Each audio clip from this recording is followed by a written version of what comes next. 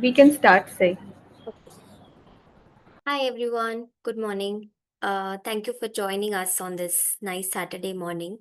And I hope you find things useful that we are going to share. And we also hope that you join the Season Watch and Campus Phenology Network at the end of this. So, my name is Sayee. I work with Season Watch as a project coordinator, but my main work is outreach. And we're trying this today by reaching out to you, young college folks and faculty, and today I'm going to share some of the findings I've got by season watching myself. Although not on a campus, I was unfortunate to not learn about season watch when I was in my college. But now that when I think back to my campus life, I would have really loved to use season watch and track the few trees that we had on our campus. So I hope that what I've found or learned through season watch and that I'm sharing with you today would inspire you to make use of this opportunity and track the lives of campus trees on your campus. So what we're going to do today that we'll start with a small game of Pictionary where you can identify some tree names and you can put them in the chat box. Then we go on sharing some trees on your campus. So you can type names of trees that you know that you find on your campus.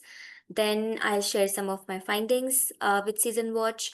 And then we go on how to season watch on your campus. What do you stand to gain from season watching your trees, and how to join the Campus Phenology Network. So that's the plan, and I hope you're all ready for the dictionary. So use your chat boxes, please, to put your answers, and it'll be emojis that give you the clues, and you have to guess the name of the tree and put it in the chat box. Here's the first one.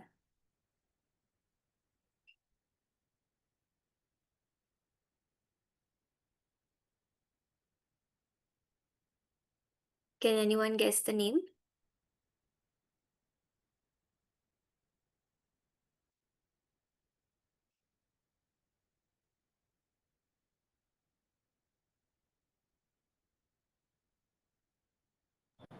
Yeah, Yes. we have responses, yeah, saying bottle Yeah, brush. I'm also looking at the chat box. Okay.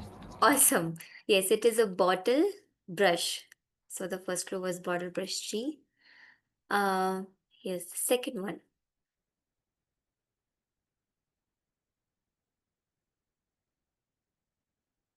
We have one response. Awesome.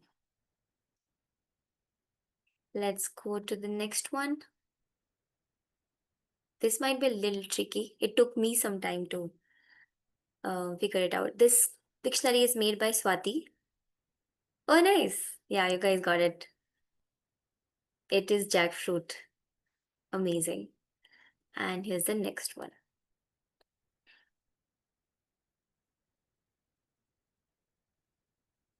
Clover salad. I wish that was a tree too.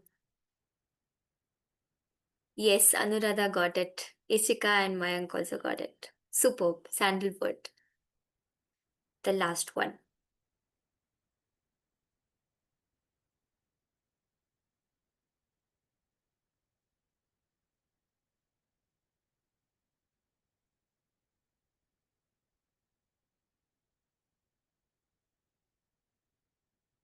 Boat tree is a good guess.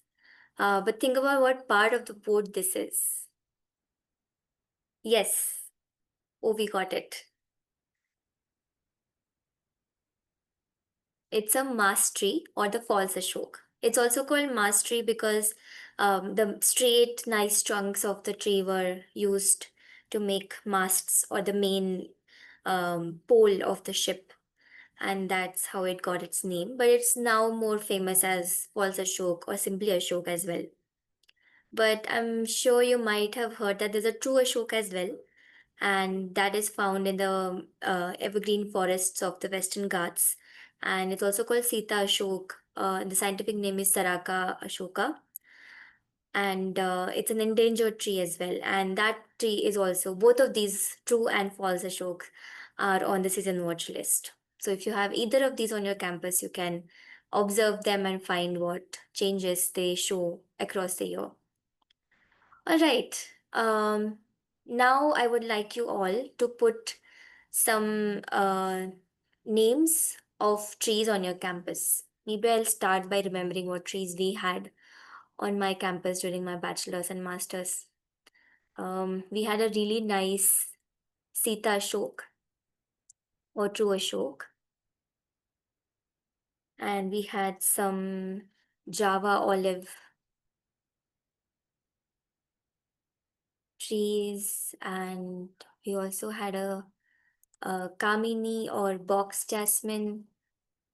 It was a bush, but it can grow up to a tree as well.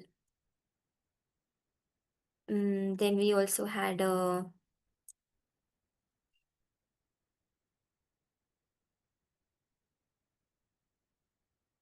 hmm, I think we had a ficus, jackfruit also.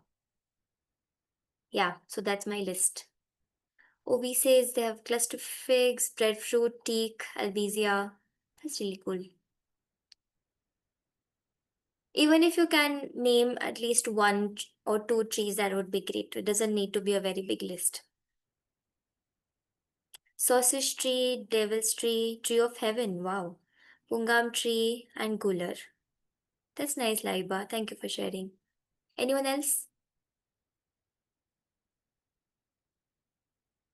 Wow. Sal, mulberry, amla, and semel. That's really nice, Mayank. Having sal tree on the campus must be so nice. We have to go far away in the central India to find the tree. I've seen it just once in my life. Pauhinia, Ashoka, Plumeria, Pungamia, Albizia, teak.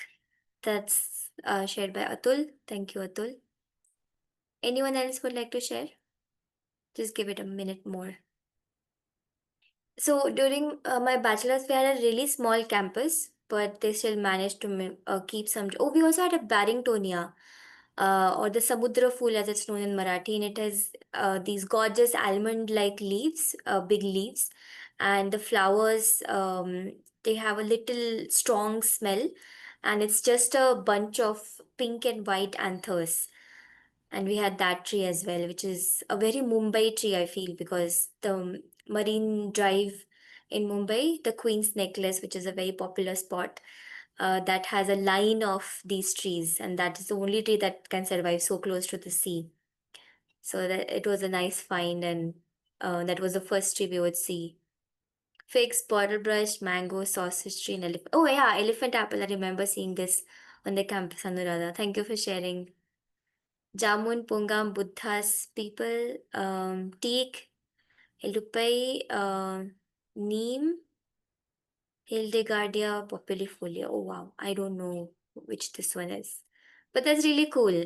It's nice that you're already familiar with some trees on your campus, and many of them are on the season watch list. And I'll come to why I keep saying season watch list. It sounds like a hit list at this point, but we'll come to the details. So any tree that you see is good enough to start imagining all the things that I'm sharing right now. Okay, so I would like to share. I'm very proud of these findings. A little embarrassed also because of how late I learned some of these basic things about trees, but I hope they help you as well.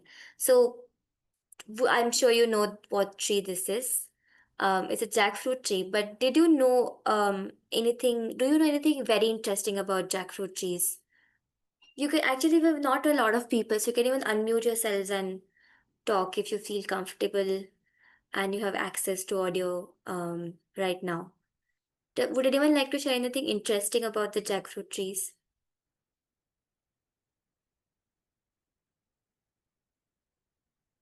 Anything about its fruits or flowers or the tree itself? It's very yummy. Yeah, it is very yummy. Do you know that it has separate male flowers and female flowers? And both of them are born in similar looking bunches that sort of look like tiny jackfruits when they're on the tree. So, this is what it looks like. this and this. I'm sure you would have seen these structures, and sometimes you also see that these turn black, like it's happening right now. And there's a carpet of these at the under the tree after the season. And jackfruit typically starts flowering, at least where I am based in Pune, in summer, and then towards the end of the summer the jackfruit fruits start getting ready. So I when I joined season watch, I used to see that the observation page of the jackfruit on the app would have male flowers and female flowers as separate sections to observe, and I wasn't sure how to differentiate between them. But a lot of observations and some help from people from Kerala, and also help from Dr. Navin Tupage, who's a botanist. And I went on field with him, and we came across a jackfruit tree, and that's when he explained how these two can be identified even before the flowers turn into a jackfruit. So what you see here is this is a male inflorescence, and each of these cells, if you can see the distinction, is one single flower, and on top of it is a tiny stalk, on top of which are hoisted the pollen sac, the pollen cell sacs. So this white protrusion is the filament, and these yellow dots that you see are the male parts of the flower, out of which the pollens come out. And you also notice that this has a really thin stalk, which is because the male don't turn into fruits and they don't need a strong foundation to stay on the tree, and they're after the pollen is transferred they're also discarded by the tree. As opposed to this is the female flower, and each of these cells is a single flower, and the round base is the ovary, and the white one is white thread like filament is the stigma on which the pollen will come and stick. And we know that the female also female fruit or inflorescence or the bunch of flowers, it turns into a fruit, so it's also hoisted on a very thick stalk, so that it grows thicker and thicker as the fruit grows.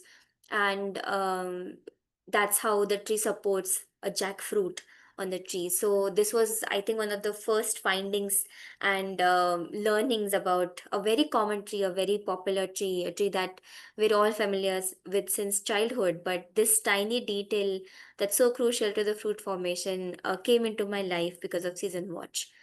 Um, Female flowers, like it looks like sprout and bloom. Yeah, that's such a nice comparison for it. Thank you, Ovi. Right. So the next tree is this one. Are you familiar with this tree? Would you like to put the names for this tree in your language? We call it Tad Goda or Tad simply. And here you see the fruits. They kind of look like coconuts, but they have three cells inside, three separate fruits that we eat. And the fruit inside also has a little bit of juice, like coconut does. And that's when it's the best stage to eat. Mario says it's called Palmyra. Yes, that's one of the names for sure. Any other names? Any names in maybe Gujarati or Hindi or Tamil or Kannada? It's also called toddy palm in English because from the base of the inflorescence, um, there's a slit made and the sap is collected, and that can be turned into toddy. Tad in Hindi, Panay Maram, Tal in Bengali. Great, we do have some names. So you actually see that some trees have these longer stalks, and this one tree has just fruits or round things growing on it. And this also was like an epiphany that I had when I started season watching this tree. And this is a close up to those different parts. And the um toddy palm trees have separate male and female trees. So female trees grow these, which are female flowers at this stage. They don't look like much, just like jackfruits. They're very, very reduced. They don't have any petals, any sepals, or any of the attractive parts, but they have an ovary, which is this bulbous part, and a very short stigma, on which the pollens land, and the pollen come from these corn-like structures, on which you can see these yellow dots that are again the pollen-bearing structures. And there were a lot of flies buzzing around this tree, and this was a finding I had last summer when I went to season watch my trees as usual, in a different place. And this was during the tree festival as well, when you make as many observations as possible. So I discovered these three palms in a bunch, and one of them was female and two of them were male. And I could tell male and female apart only because they had flowers. And when I shared these photos on a group of botanists, they also said that there are not many pictures of various stages of flower development in the female flowers, especially. And it's very difficult to tell apart when it's a female flower and when it starts turning into a fruit, because you can see how this looks like a fruit too, right? So there are many findings that you may read in the literature, in your textbooks, but observing them in person is a whole different experience, and it feels like your own discovery. So it's really cool, and I was very excited when I found this.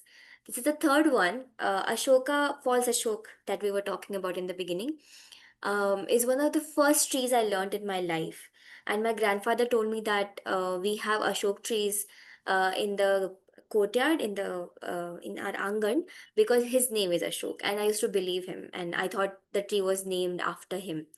But of course, that's not the case. But I used to always see these jamun like fruits fallen under the tree as a child, and I tried to eat one as well. But it's not very palatable, as some of you may know, or all of you may know if you have tried it. But of course, if there's a fruit, there would be a flower as well, which I had never seen on this tree.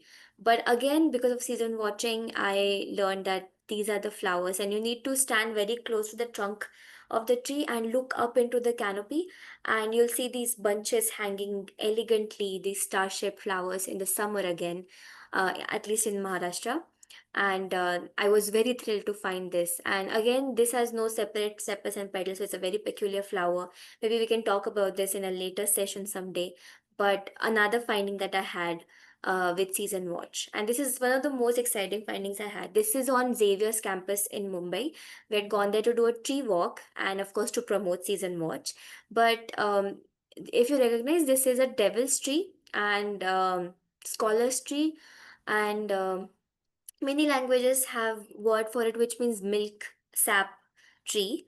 And we know that it's a poisonous tree, so nobody really eats the leaves or fruits or anything from the tree. But this parakeet was sitting very nicely on the branch, and he was plucking the seeds of the tree, and he was chomping on it. He was just eating and then throwing it down. He was not really, I don't know what he was doing really, what it was trying to do.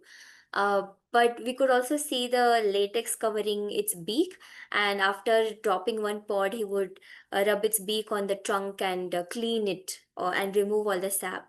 And it was the first time I saw any interaction with the sap producing parts of the tree. I've also seen one hummingbird hawk moth.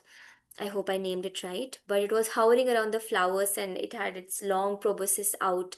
It was drinking from it. So, seeing these plant animal interactions that you may or may not expect with the tree is also a very fascinating feature or outcome of watching your trees a little closely than usual. Of course, along with, so now when we come to observing trees on the campus, then these are some things that you stand to gain. First is, of course, field observations, that some of which I shared just now, and you could have many more of your own when you start watching trees. This is also a nice training in data collection, and we all also very thrilled and happy to share data analysis and some methods towards the end when we have some data collected from the campuses. So these are three major skills that you can learn, which is field observation, data collection, and data analysis, and all three of which I'm sure even the professors agree would be very beneficial to learn as early as possible in your degree. And when I was in college, I used to have really fascinating ideas about how fieldwork works, how data collection works, and it's a lot of really repetitive stuff that you don't expect, or at least I did not expect when I was in college. So, getting some hands on experience of collecting data and finding your own ways of sticking to it and finding your own motivation to do it, I think is a good training to begin with if you want to get into academia later on. Along with this, you may also learn other skills like organizing, say, a tree walk or a group and maintaining that on your campus, designing posters and outreach material for activities you may do around trees for the Campus Phenology Network. Leading nature walks, because if you like something, you would definitely want to share it with other people, right? So nature walks on campus is a great way to get people from other departments or other interests to also look at trees with you and maybe also join in contributing data to season watch. Campus group collaboration and coordination, and it feels like it's a very easy thing until everybody comes with their own moods and their own priorities and commitments, and then you have to figure out how to get together and still work on this thing, still get your data and still make this work. Networking is, of course, another important skill, and this would include networking within your campus, like talking to your professors, talking to other students in your batch, making new friends, to networking with other campuses that you will connect with through the network. And third and most important thing that I really wish I had when I was in college is alumnus legacy. So a tree that you observe would be known as or told to the generations to come as a tree that my senior observed, or these are the trees on our campuses that we observe, and you have to continue doing that when new students come in, something like that. So we had a student from Maharaja Sayajirao University, Baroda, Kavish Shah, and he started season watching in the very first time when CPN was announced. And he trained his juniors before he left, and now he's in Bangalore at NCBS, and his juniors continue to season watch the trees on the campus and even adding new trees to the ones that he started watching. So leaving that legacy behind in terms of observation, in terms of like a tradition that your campus just follows, I think is a cool way to still be famous after you've left the campus. So how do you join the network? First is by registering. So everything in Season Watch works by making an account on the platform. But for CPN especially, what you do is you add the CPN word in front of your username so that we know that this is for a college. And even your college name should have CPN before it so that we know that this college came through this network, is a part of this network and not just registered before CPN. And as much as possible, we can maintain one account for the campus, and I'll tell you also why. Because the all the information that you collect, all the data that you gather on all the trees on your campus would stay in one place, and it'll be very easy to download that data when you learn analysis of this data. So somebody can make one account and share it with your friends and your peers that want to also join the network, and you all can just put all the information, all the observations in this one account. It also tells you who observed a tree and how what when was the last time this tree was observed, whether the observation was done right, whether you need any corrections and everything. So things just stay in one place and are very easy to keep track of. So one account, the username should have CPN and the college name should have CPN in the beginning, exactly how it's written here: CPN dash your name or username of the college, and CPN dash name of the college. And if you at all end up making multiple accounts, please ensure that you write the same spelling and the format of the name. So if there are students from Ruya College, where I studied for my bachelor's, it can be just Ruya simply, or it can be Ramnar and Ruya. But whatever you choose should be like just same word. It makes it very easy for the back end to then keep a track of the colleges that have registered and combine the observations for one campus and so on. So it just makes our lives easy. But as far as possible, of course, we're keeping one account, so all of these information or like collating or coordinating what name of the college to use doesn't become a concern. So one account, CPN in the username, and CPN in the college name.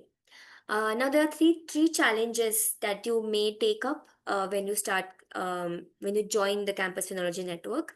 Level 1 is Easy 10, where you register 10 trees of any species. So it can be 10 mango trees, or 5 mango trees and 5 coconut trees, or 5 mango trees, 1 jackfruit tree, and 4 maybe Davis tree. So whatever you have on the campus and how many numbers you have, you can register them accordingly. So any species, but 10 number of individuals of those species is level 1, which is easy 10. Then we have plenty 20, where you can register 10 trees, and then we have tenacious 30, when you can register and monitor 30 trees. Now this monitoring is just once a week, which is weekly observation, and that is all you need to do for a year. And if you stay on the college for more than that, then all those years, if you manage to get interested into this activity. So this Campus Phenology Network, of course, is hosted by Season Watch, which means you use the Season Watch app or website to track your observations and upload your data. And like I've been mentioning Season Watch list. So we have a list of 172 tree species, so that we have some narrowing down to the method of observing and which trees can be observed, and the data is a bit concentrated to these species instead of being randomly across all the hundreds of species that we have across the country. So we have narrowed down to this 172, which are also added over the years since season was started in 2010, based on people's interest and people's um, you know recommendation and suggestions and so on. So now we have this 172, which is a really big number, and I've also not added all of these 172 species so far, but I hope to do that someday. It's one of my life quests. So you can monitor as many trees as possible from this species, and make weekly observation. So these easy 10, 20, 20, and Elections 30 could be your weekly observations. And we're going to announce a tree festival at the end of this session, which is when you can make a lot of one-time observations, which means these trees can be farther away from your department or your hostel. You don't have to go there every week, but they're still on the campus, so you can monitor those maybe once a year or twice a year. Yeah, so just coming to how season watch works, there are two ways, like I mentioned. One is weekly observation, which is called regular observation, and one is casual observation, which is one time observation. So today I'll show you how regular observation works. When you register as CPN and you log into the app, Android app we have right now, we don't have an iOS app yet, but we're working on it, and we hope to get it soon. So when you sign in, this is the dashboard. This is the main page that you see. And there are two sections here. One is regular, one is casual. And in regular, you see all the trees that anyone who's using the account on the campus has registered, which is also very beneficial to see how many trees and what are the locations and so on. Right? That's why we recommend one account for a campus. So here are all my trees that I've been observing around my house, and these are the names that I have given to these trees. So if you want to add a new tree, like we're going to do today, you can tap on this plus icon, and you see the species list, which is all 172, and out of which you can type the name or even a section of the name, and you tap on the result that comes. And when it has a blue band on it, that's when the species is selected. Otherwise, it will flag that select the species to go ahead. And once this happens, there's a blue arrow below that I have somehow cut out. I'm very sorry about that, but there's a blue arrow below that you can tap on to go ahead on the page and making the observation. Then you have the location. um, so you're going to see there's one central pin that is just to show how it will look like when you place a pin.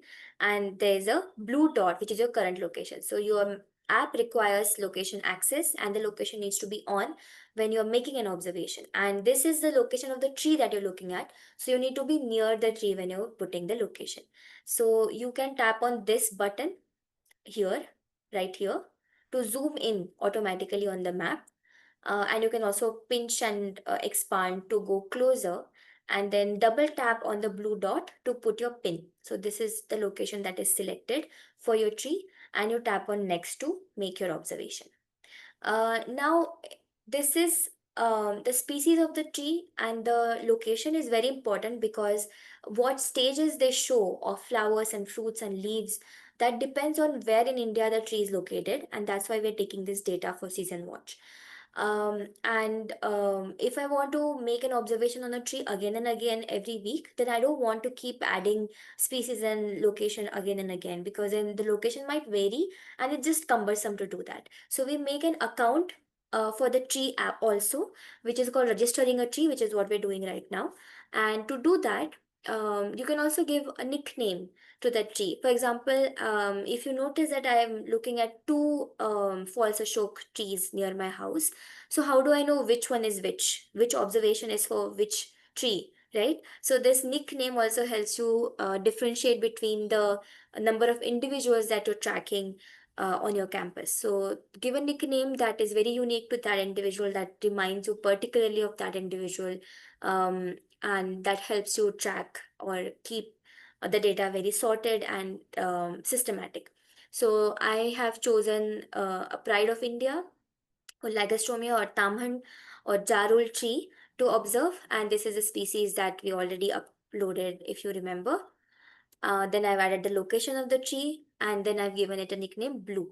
So you can give any nickname that you like. It's on the roadside. If there are any notes about if the tree is lined with something, if it has a shop under it, if it is pruned, if it's little damaged, any observation that you think makes the tree interesting, or you note about the tree, you can add it here. It's not necessary. The only very important sections are the nickname, the location type, the height, and girth.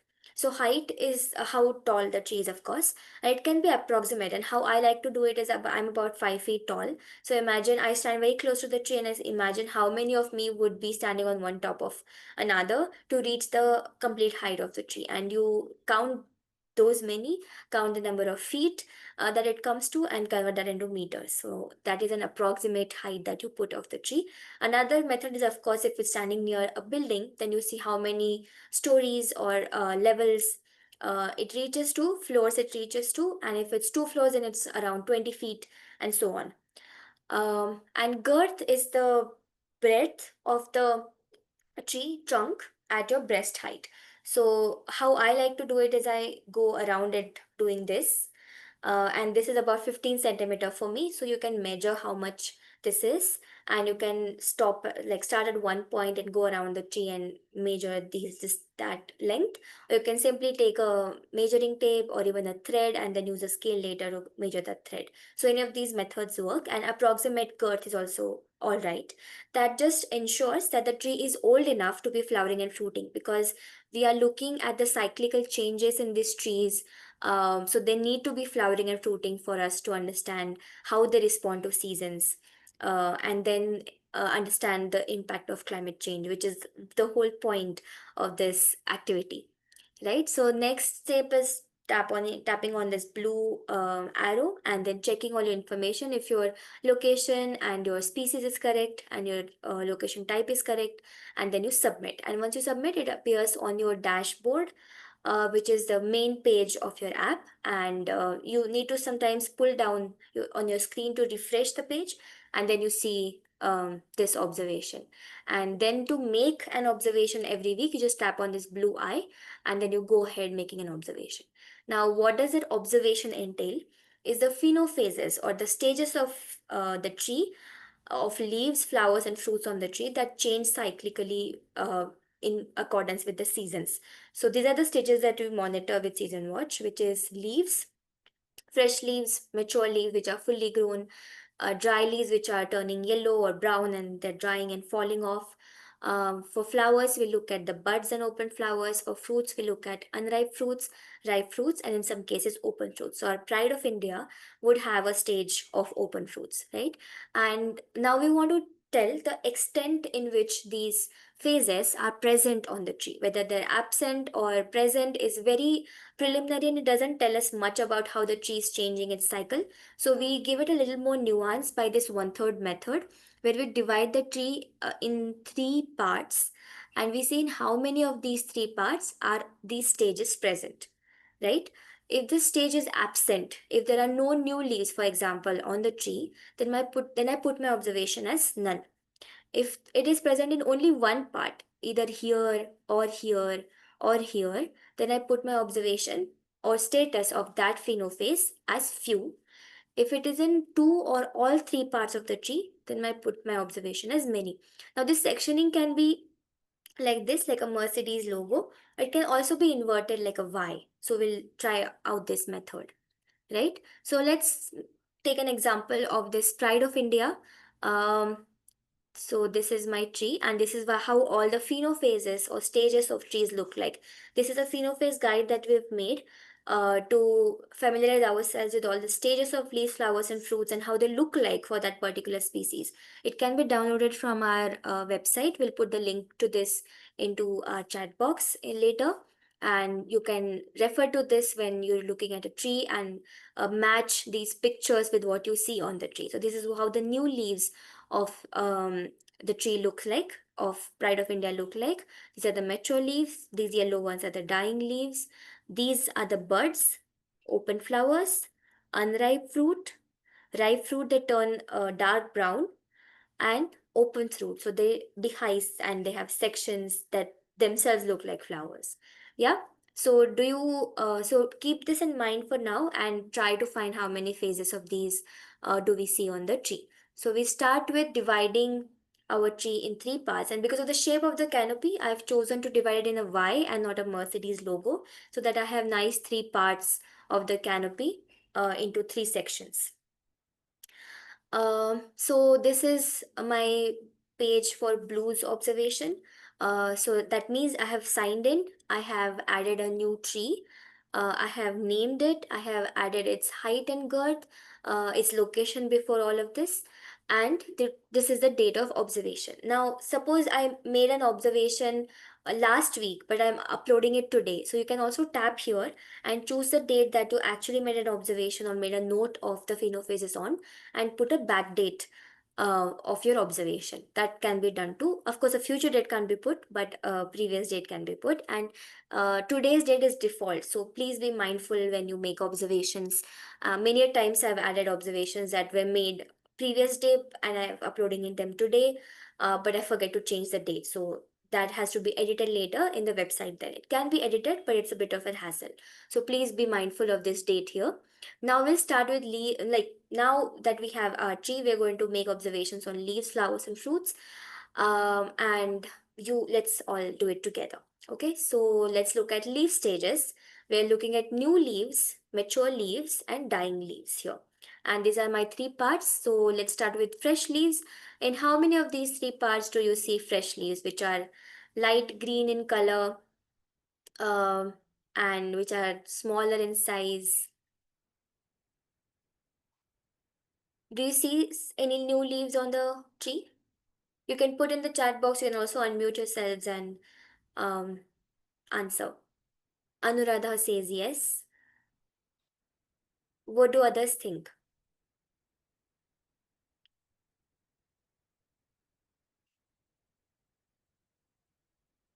There are mature leaves for sure, but now we're talking about new leaves. And we need to put an observation for every stage. Even if there are no fresh leaves on the tree, then you put your observation as none, but don't leave it blank. Right? Okay, so some of you have said that you do see fresh leaves, and I do too. And I think they're here, right here. So this part at the tips is where the fresh leaves are, right? So it's present in only one part of the canopy. So that means my observation will be few. But perfect, great. About mature leaves, Ovi said there are mature leaves. So how many of the three parts do we see mature leaves in? Any one part or two parts or all three parts? Many, correct. So they are in all three parts. We see them here as well, and here as well. So the observation is many.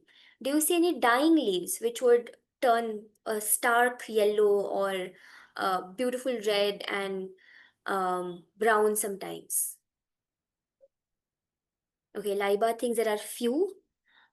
So what we see here were new leaves, and typically mature or dying leaves are not seen at the tips, but they're seen farther inside the canopy. That's one way of distinguishing between new leaves and dying leaves in some cases.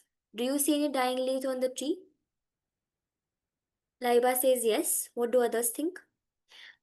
Doing this from a photo is a really bad idea because you can't see the whole part of the tree, and take your time to observe properly.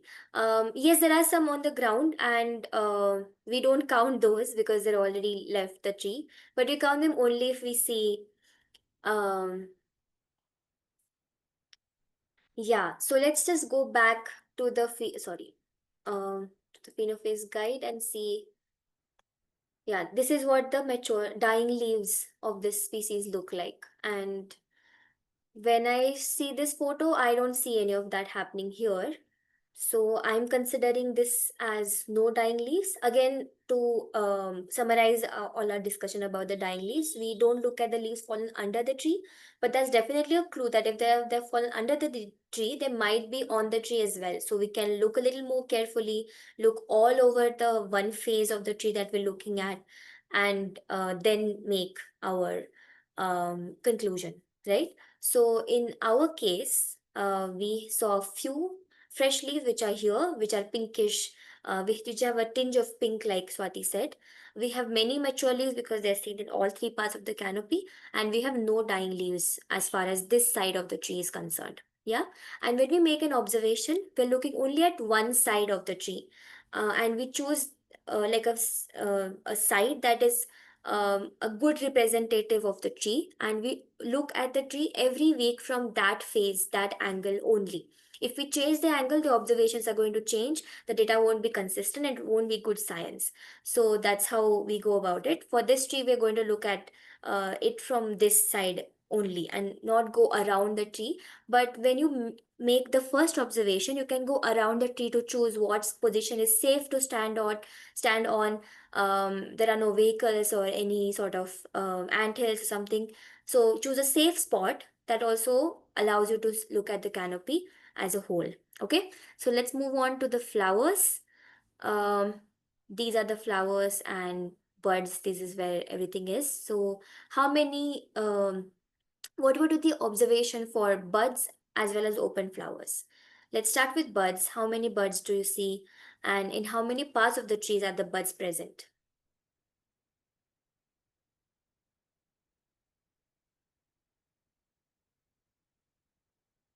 All parts? Atul says they're in all parts. What do others think? They're definitely here on the top because there are so many flowers that we automatically put our attention there. But do you see them also in other parts of the tree? Many, two parts, yes. So we see them here and we also see them here, and one of them has come here as well, right? So all or two are right answers, and for both of them, we make an observation as many. What about flowers? Open flowers. So we see them in top definitely. We see them in this part of the canopy as well, and this part of the canopy as well. Perfect. So we have them in many. So both buds and open flowers are our observation will be many. Then we have fruits. So this species particularly shows unripe fruit, ripe fruit, and open fruit stages. So we make observations for all three. And these sections will appear as per the species. For example, in figs, or ficus species like banyan and peepal and country fig, etc. We don't see flowers, so you will not see anything in the flower section. It says we do not observe these stages for this species, and we only see unripe fruit and ripe fruit. So depending on the species, these sections will appear, and we only make observations for the sections that appear as per the species. Okay. Okay, let's look at unripe fruit. It's not very clear in this photo, so I only see some unripe fruit here. They're still green in color, and sometimes even the petals are still persistent. But that's the only part of the canopy that I see any fruiting in. Rest of it has flowers and leaves, right? So I make. Does anyone want to try and guess how many parts or what stages of fruits are present?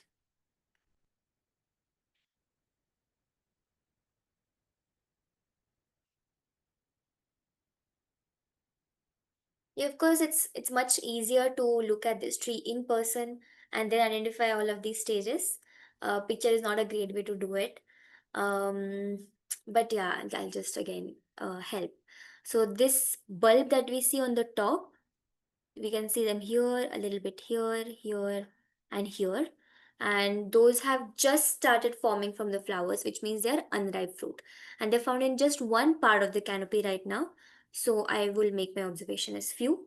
And there are no ripe fruits at the point, at the moment on the tree. So ripe fruit is none and open fruit is none. So even if a stage is absent, I'm not leaving it blank, but I'm saying that there are no ripe fruits and open fruits on the tree. Okay, so that's how the observation is made. It's fairly simple once we get um used to um, the phenophase, what it looks like, um, and how they appear on a particular species, then things get really, really easy. So, Anuradha, this tree at this moment only has unripe fruit. That's why we've made observation Yeah, yeah. for No, unripe that's fruit. what I was asking. Like it looked like they had only unripe. So I was just Yeah. confirming whether I'm Ah, right or not. That's yes, yes, you're right, you're right. Open fruit is yes, OV, when the pod dehisces. So in this case, it opens on the vertical axis like this, like a flower. But they also can open like this, like we see in Shirish, for example, or in Devil's Tree, they will open like this, and there'll be fuzzy seeds in the center. So when a fruit opens in whatever way it does for different species, that's when we consider that as open fruit in that stage. Thank you for asking that question. Okay, cool. So this is, I hope this is clear how season watch works and how you make observations. And CPN is just doing this on a campus or with your campus trees and finding what patterns these trees follow, and then analyzing that data to find whatever you would find from that data, right? Now you might consider that this is to be done once a week for a year at least, and many years if possible. But you may have exams, you may go home, leave the campus for some time, you may have festivals going on that you may not be able to focus on anything else, and so on. So that means the interest and data collection would fluctuate, which is what has happened for the previous cohorts of CPN, and that's completely fine. Don't let that dissuade you from season watching. Of course, try and make as many observations as possible. Once every week is ideal, but even twice a month or two observations per month is great too. So anything that works is all right. And having a bigger group also helps, because if sometimes someone is not on the campus, somebody else can make the observation, and this fluctuation and sometimes being absent, not being able to make an observation is completely normal. Like right now, all of my trees are stationed in Pune, and I'm here since almost a month, so I've not made an observation. But when I go back, I'm going to continue making the observations as usual. There'll be a gap, but that's why we also have many people making observations, and that's why we're reaching out to more and more people, more and more campuses from a region, and from across the country, and so on, so that we have these gaps filled by some other kind of data that's gathered from nearby, right? So please don't think that I may not have time or I don't live on the campus all year round, etc. And don't let that discourage you or feel that this is not for me. Please try and give it a chance and start out and see how you feel about it. And hopefully, you'll enjoy it as much as us in the team, me personally, have enjoyed season watching. It's a great way of connecting with trees, of observing them closely, of observing plant animal interactions. And you never, I mean, this itself is a project. This data, this data collection analysis could be your project for your college or your degree, but it could also give rise and ideas to many projects that may come across. You could study plant animal interactions, you could study dispersal mechanisms, dispersal modes, and etc. So, like, just go wild with imagination when it comes. But maybe this could be your base, and this could be one anchor activity for your degree that I'm sure you know you require when you are in a stressful environment of studying so much for 3 or 5 years of your lives, right? So these are some tips to start, and I hope this has motivated you to do it. One, account for the campus, like we discussed sooner. Working in groups helps because then you have some moral support, some motivation, somebody to fill in the gaps, and so on.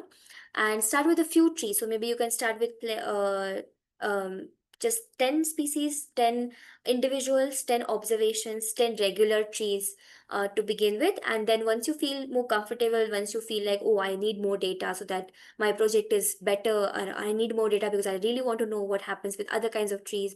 I need more data because now I want to compare this devil's tree with another devil's tree on the campus, etc. So when you find that motivation and you find that comfort with season watching, you can add more trees up to 30, or even more than that. Some campuses have had like 100 trees registered and a group of people observing them, and so on. So start small, start with a few so that you don't feel overwhelmed immediately. And once you feel more comfortable and attached to your trees, hopefully, then you can add more trees and expand your season watch empire across the campus. This is a QR code, and Swati will also put the link in the chat box. And this is what you can use to register with the CPN if you haven't already. Please scan this right now if possible, or wait for the link to appear on the chat box. And you fill out that form, and that's how you become a part of the network. And we also have a WhatsApp group, a very active, happening WhatsApp group where you can put your tree observations, new trees to identify, any kind of plants to identify, and we can help each other do this. We can also have discussions. We have regular activities going on. We have some more events coming up. So there'll be event around data in October, and one open house on 25th of October, so last Saturday of the month, where we all can meet and we can just talk about plants that we've observed so far. We can ask some questions, resolve some queries, think about some phenomena together, bring in your plants to identify, and so on. So let's just have like 1 hour of plant discussion, completely nerding out on plants. And of course, before that, our team lead Geeta, Dr. Geeta Ramaswamy, she will lead a session on how to analyze the data and how to look at your data when you have it. So please stay tuned. Please join the network. It's a really good opportunity to see what other communities are doing, other campuses are doing. We also have a lot of professors on the group, so you can also connect with them. You can reach out to them for more opportunities. And it's like, I think I really feel jealous of people who are in college now that they have this really cool activity to be a part of. And I would have thoroughly enjoyed this during my college days, I feel. But I hope this presentation was clear and helpful, and it's been recorded. We'll put this recording, but we also have other videos that tell you how to season watch, how to join the CPN, that Swati has put the links to in the chat box. Please look at them as well. And yeah, that's all. Oh, of course. So we also have tree festivals, like I mentioned. So we have separate tree festivals for the Campus Phenology Network alone.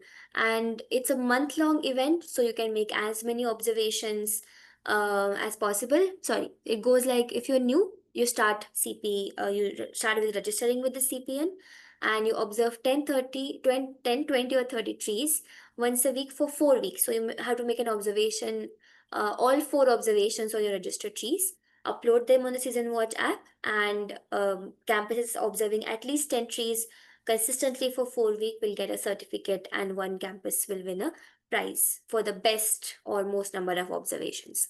So festivals are really fun, and I think they're a great way of like, they motivate me to explore new parts of my locality and look at new trees, and not just season watch trees, but also many other plants that I come across. And I realize that my area is so rich in diversity, even if it's an urban space or a manicured space, etc. So it's a new experience in its own right.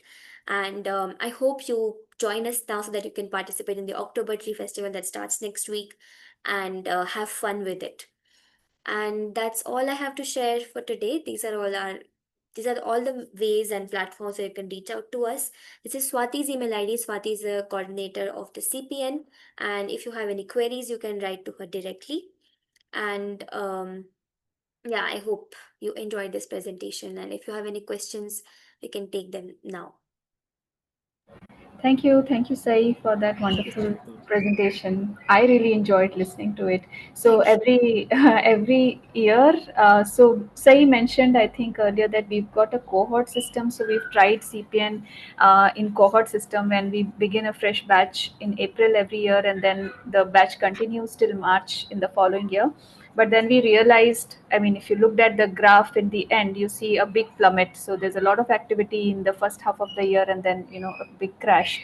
So we realized that campuses maybe don't really start in April. Like, though we are starting CPN in April, many campuses, their semesters start in June, and there's a long break before then that time. So then we decided, we're going to be then not follow this cohort system, but open open this cohort system so campuses can join whenever they want to.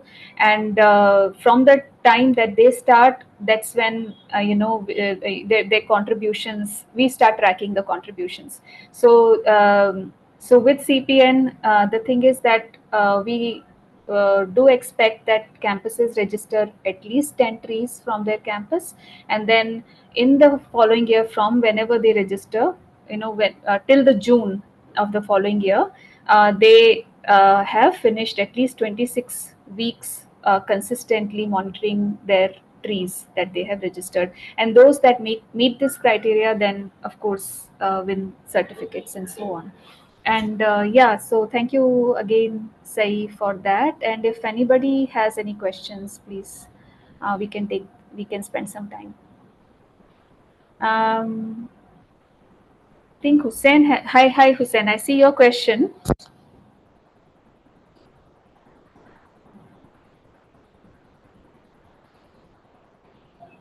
Hi. So I got the first part of your question, but and I'll answer that. I don't think I understood the second bit, and you can, once I answer, you can perhaps unmute and explain the second part of your question.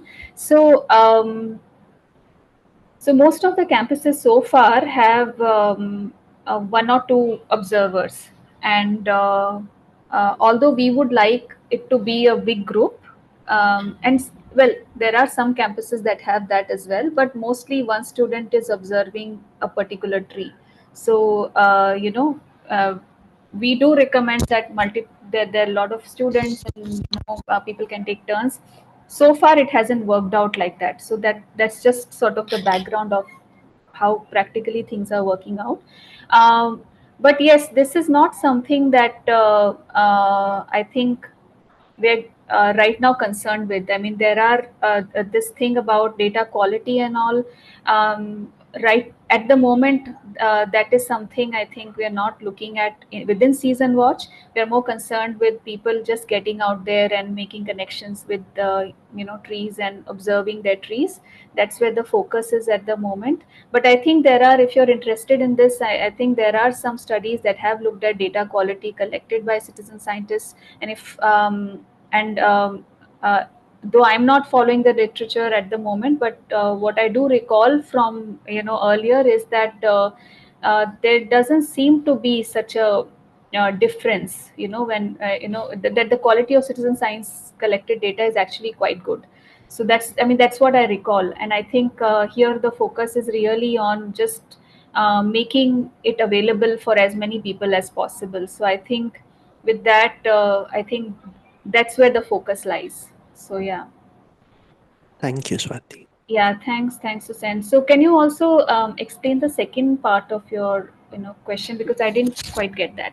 No, it was the same thing that if the same tree is observed by two, three students from differing viewpoints, then how does that bias get factored in?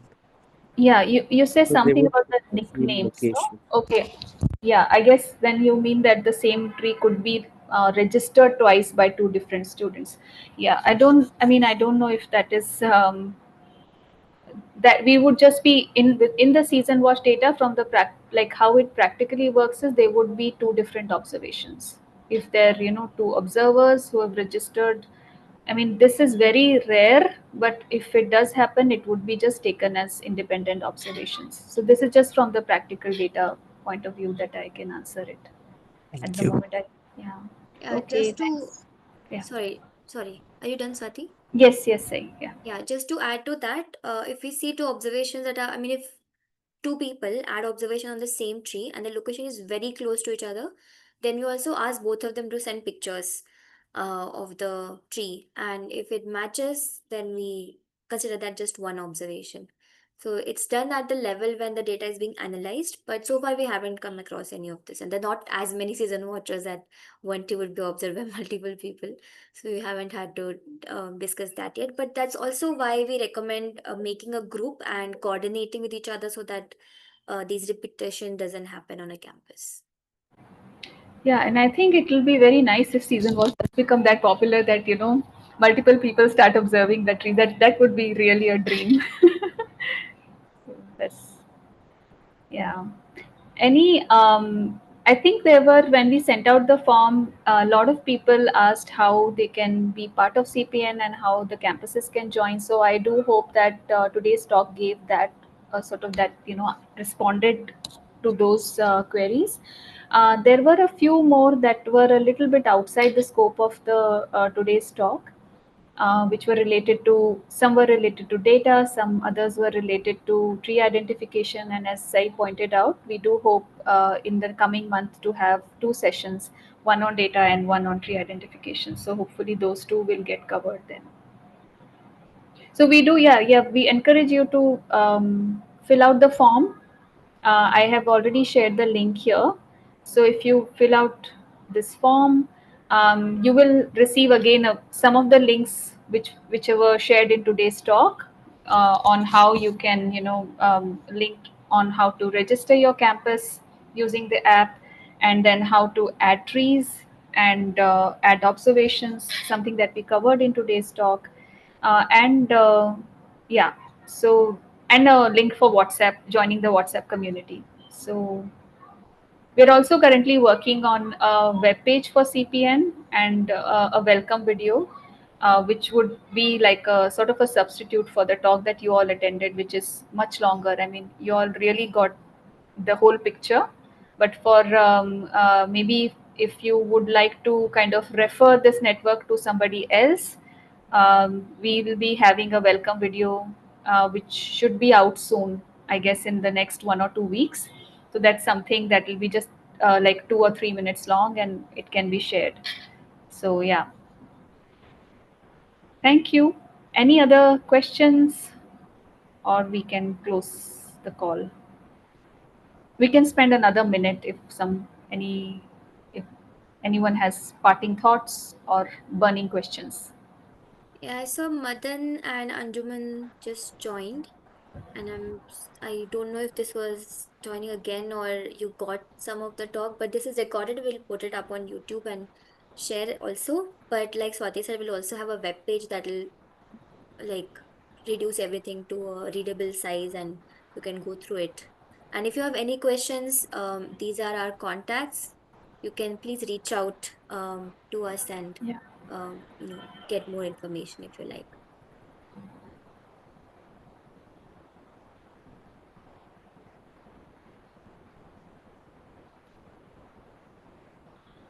Okay. Thanks then. If no other thoughts, then we can close today's call. Yeah. Okay. Thank you so much for joining. I had fun with all of you, and it was nice that we were a small group and we could chat. Thanks, everyone.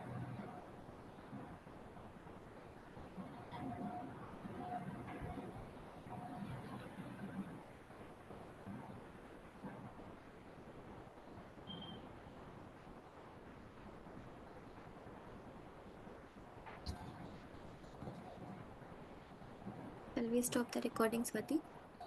Yes.